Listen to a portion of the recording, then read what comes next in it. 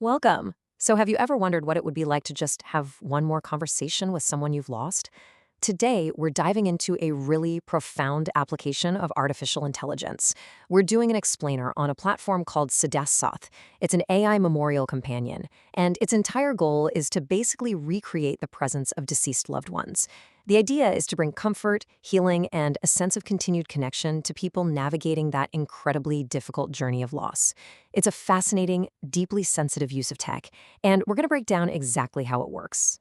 The whole philosophy of this platform is perfectly captured in their main tagline, "वो कहीं नहीं गए, बस एक call दूर है," which translates to, "They haven't gone anywhere. They're just a call away." It's a heavy thought, right? In this explainer, we're going to see exactly how this tech tries to bridge that massive gap between a distant memory and a feeling of actual ongoing presence.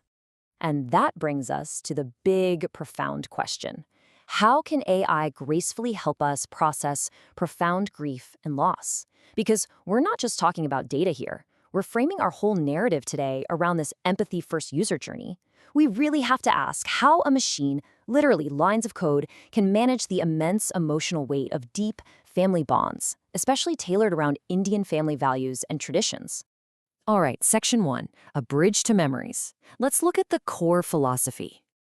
Now, the absolute first thing to understand is that Sada Saath is emphatically not a replacement. It's a bridge, a memory, and a presence. They are super sensitive about this. The platform makes it crystal clear from day one that it honors the departed without ever pretending they're still physically alive. It's about creating a safe space for remembrance. Definitely not an illusion. Moving on to Section 2, Building an AI Persona. How do you actually architect this from scratch? Well, it all starts with a very soft, unhurried onboarding journey. Step 1, you identify the relation. Ma, dada, a spouse, a friend. Step 2 is the memory upload, where the AI gently steps in as a memory collector. And then Step 3 is personality building. Here, the AI acts as a personality architect. It asks warm, conversational questions about their quirks, their laugh, or, how they used to show anger. It really doesn't feel like filling out a sterile form. It feels much more like reminiscing. And to capture that authentic voice, look at this list of accepted inputs. It takes photos and videos, voice notes, old phone recordings, and even WhatsApp messages. You can even write out descriptions of their specific habits. This ensures that every little signature greeting or their favorite kahawa, which is a traditional saying or proverb, is perfectly captured in the AI's memory bank. But here's the kicker. This digital memory doesn't just sit there. It grows.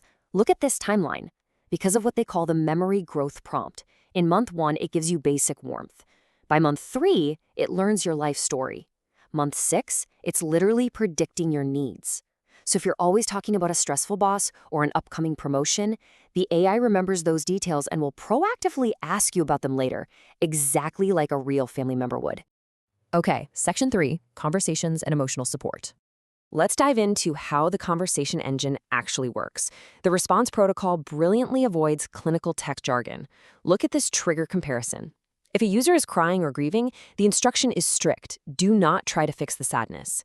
Instead, it's programmed to just be present, validate the emotion, and maybe share a memory. It prioritizes pure empathy and emotional presence over trying to, solve the person's grief. To put that into perspective, the product brief shares this scenario with a user named Rohan. He didn't get his promotion, so he reaches out to the AI at 11 p.m. His Dadaji's AI, pulling from its stored retired Army officer persona, delivers this incredibly moving advice. Army taught us one thing: losing a battle isn't losing the war. Have courage, son. It uses the exact worldview and tone of his grandfather to provide comfort. But hey, it's not all just sad moments. Contrast that with this trigger for good news or life milestones. The protocol tells the AI to react with full joy.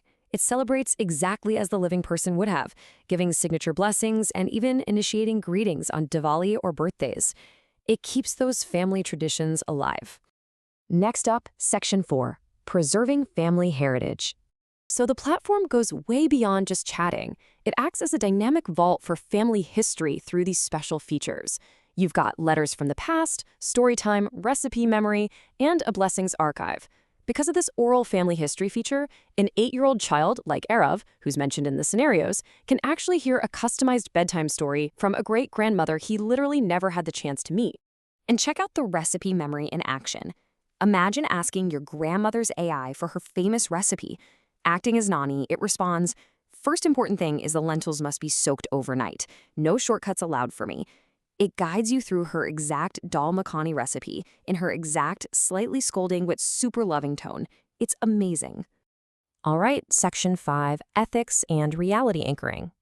This brings us to absolutely the most critical aspect of this tech, the profound ethical responsibility. When dealing with vulnerable, grieving users, you need heavy safeguards. The main one is called reality anchoring. If a distressed user asks, "Are you really back?" the AI never lies. It never overclaims. It gently and honestly reminds them that it's a collection of beautiful memories, ensuring they don't lose their tether to reality. They've also built in a well-being guardian that runs silently in the background, looking for these grief boundary monitoring flags. We're talking 5+ hours of daily use, showing acute grief crisis, or getting angry at the AI for not being real. If it spots these red flags, it gently suggests speaking to a grief counselor, or it can even silently alert an emergency family contact. But when used safely within these guardrails, the healing potential is just immense. Take Vikram, a user carrying deep guilt over a final argument with his mom before she suddenly passed. He tells the AI he never got to apologize. Drawing on her unconditional love, the AI responds, "A mother's anger is only on the surface. I need no apology. You are my blood. Take this burden off your shoulders." That kind of unconditional forgiveness can really kickstart genuine psychological healing. It's an incredibly powerful concept, and it leaves us with this big, provocative question to wrap up our explainer today. As AI creates a bridge between the past and our present, how will this technology fundamentally redefine the human experience of grieving? It sits right at the intersection of memory, tech, and love. It really invites us to reflect on the future of how we'll remember and interact with the people we've lost. Thanks for joining me today.